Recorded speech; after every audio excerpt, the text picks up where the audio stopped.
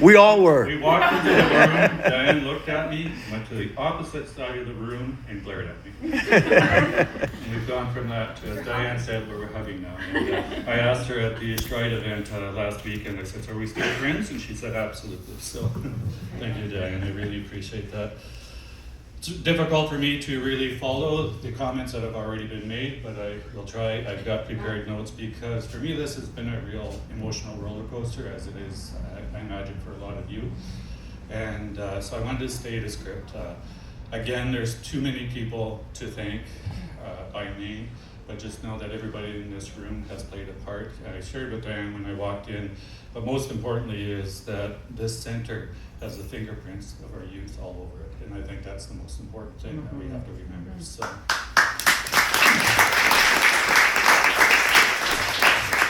And it is indeed an honor for me to join you today to celebrate the grand opening of Thunder Bay and District Youth Wellness Hub. It's an incredible new resource for our youth in our community, and I couldn't be happier to be here today.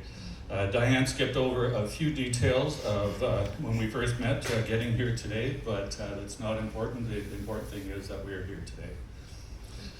This hub really represents a commitment to building a safe, welcoming space where young people can feel supported, respected, and empowered.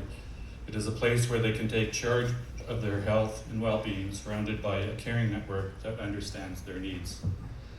Across Ontario, as been mentioned, there are now 32 youth wellness hub networks, and each one is built on the same vision, making it easier for youth to access the supports they need when they need them.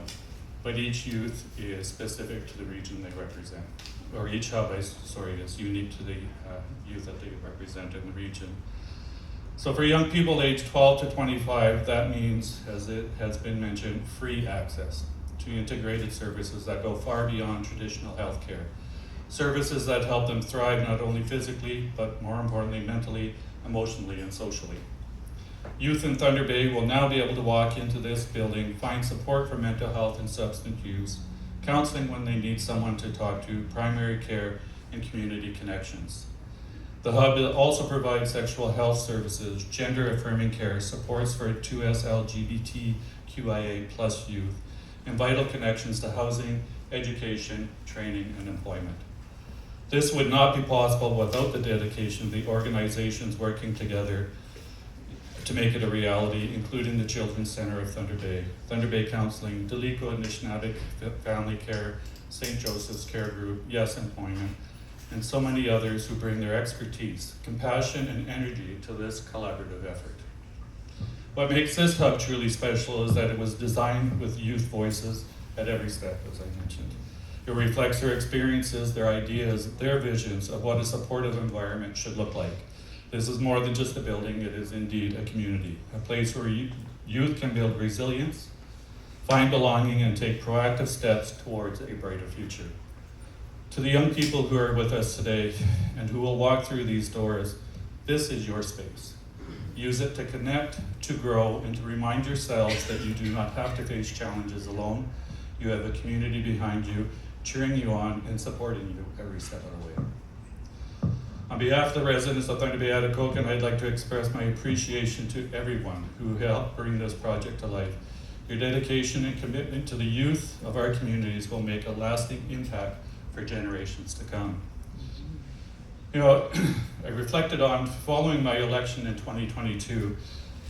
I was fortunate to be able to meet with organizations, community groups, and individuals, many of you are in the room today, to have conversations around mental health and addiction services in Thunder Bay, including, as Diane has mentioned, several roundtables.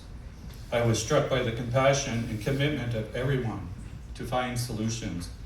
And this was so valuable for me in my role, and I thank each of you for your contributions to those discussions. I was particularly, and this is where the roller coaster will get tough for me. I apologize.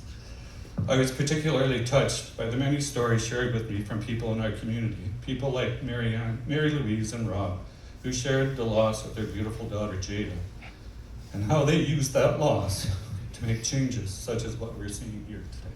So thank you.